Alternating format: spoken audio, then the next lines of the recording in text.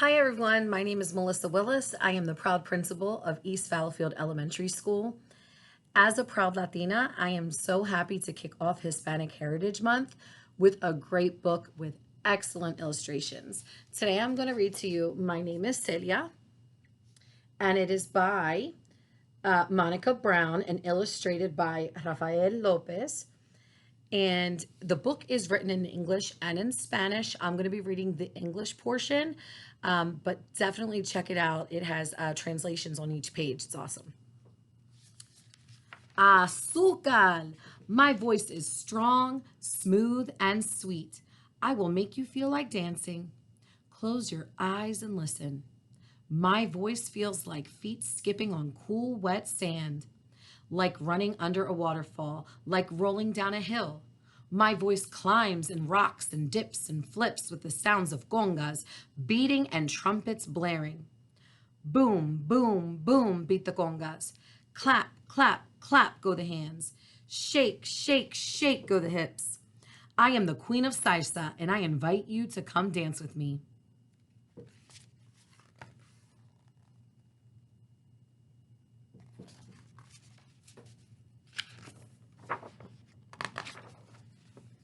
Open your eyes. My costumes are as colorful as my music, with ruffles, beads, sparkles, and feathers.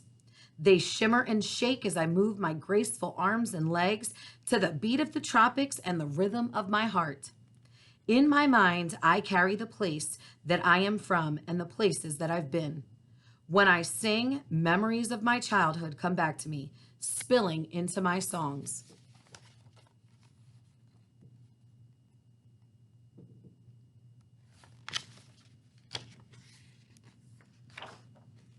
I was born in Cuba, an island in the middle of the Caribbean Sea.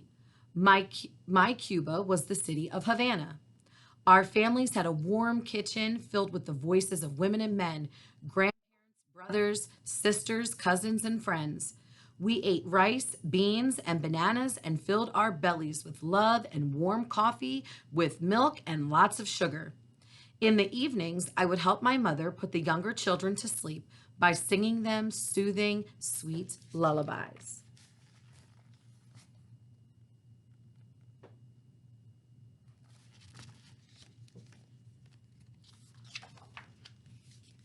My father worked long and hard on the railroad, but loved coming home to us each day.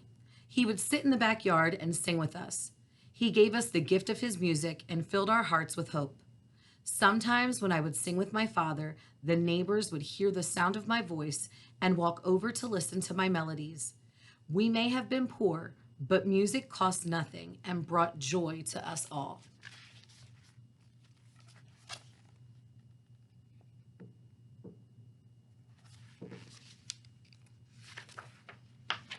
My papa wanted me to become a school teacher, such an important job.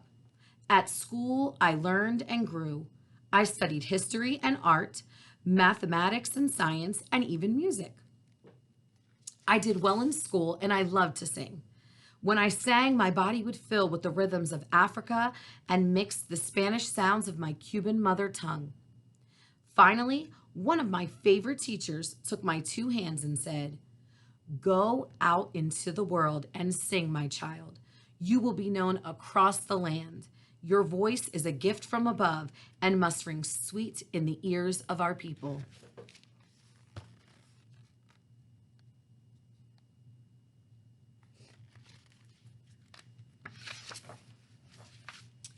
My cousin Nanita and I would travel far on the bus so I could have a chance to sing in competitions. Even though some people would not let me sing in their contests because of the color of my skin, I did not let this stop me from making my voice heard. I promised myself that I would keep singing and studying no matter what.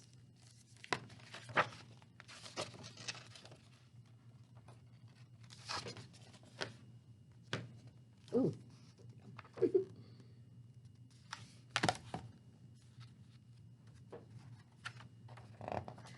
I was still a young woman when a revolution began in my country.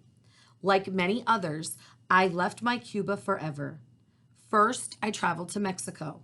Then I traveled to the United States with my husband, the trumpeter Pedro Knight, and our musical group Sonora Mantaxera.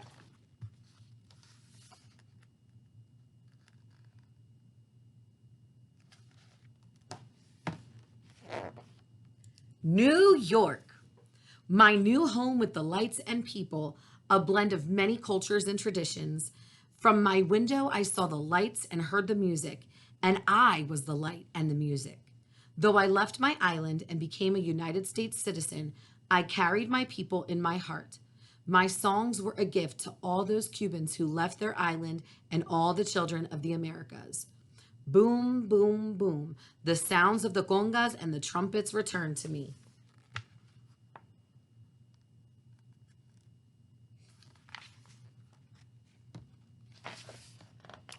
Miami, my home away from home. One day in a restaurant, a young waiter asked me if I wanted sugar in my coffee. Sugar? I said. How could he even ask? I am Cuban. Yes, with sugar. And then I sipped the milky sweetness. I was back in my mother's kitchen with my friends and family.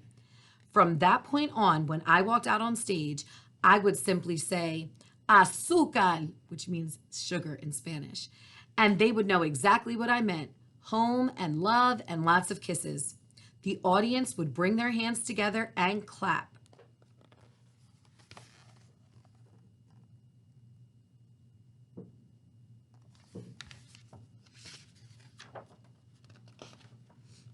I sang with my friends Tito and Johnny and Willie, and people loved our music. Together, we brought a new music to the Americas, salsa, a music that blended rock with rumba, mambo, and jazz. People loved to dance and swing to our music. Shake, shake, shake went their hips as they laughed and danced.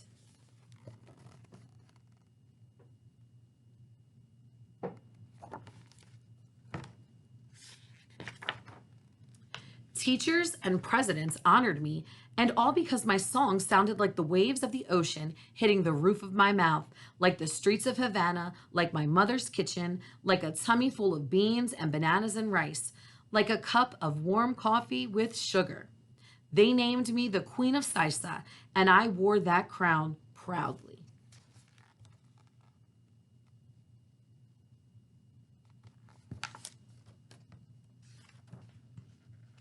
I crossed borders and broke boundaries because I was a survivor, and no one ever stopped me from singing ever again.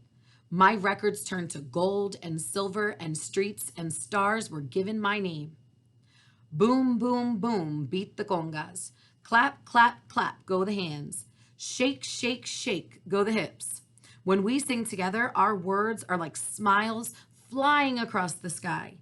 Come dance with me now, my friends, to the beat of the drums and the sound of the trumpets and the tropics. Even when I am gone, my music will live on.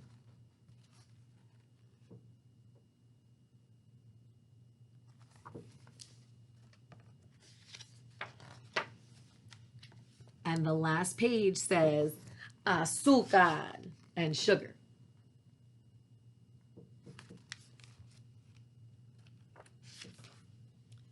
In the back of the book, there is a little bit of a biography about Celia Cruz. So I'll read it to you very quickly. When Celia Cruz sang, she brought happiness to all those who heard her. She was born in Havana, Cuba in 1924 and grew up to become a singer who was loved across many oceans. My grandfather is the biggest Celia Cruz fan. I grew up listening to her music, like when we were cleaning on a Sunday or, on the weekends. That was the music that my grandfather would play. Celia grew up with 13 brothers, sisters, and cousins under one small roof. She loved singing even as a child and was most joyful when she was on stage sharing her love of music. During the 1950s, she became the lead singer for a Cuban musical group called La Sonora Mantacera, which became famous across the Americas.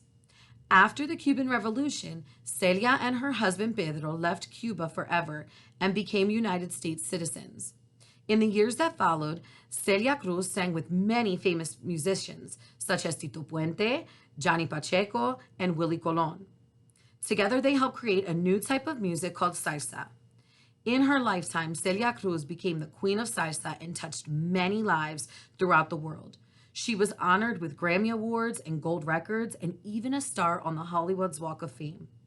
When Celia Cruz died on July 16th, 2003, thousands mourned the loss of their shining star. The mayor of New York named July 22nd Celia Cruz Day, and thousands of people lined the streets of New York City to say goodbye to her one last time, shouting "Azúcar" and filling the streets with her beautiful music. If you've never heard a Celia Cruz song, you have to listen to her voice, one of a kind. And as a little girl, I remember watching her. She was so beautiful, and she always wore these like extravagant outfits, feathers and bold colors. She was a superstar. So I hope that you guys enjoyed this book. Oh, let me show you one picture real quick. That's what she actually looked like. Beautiful, right?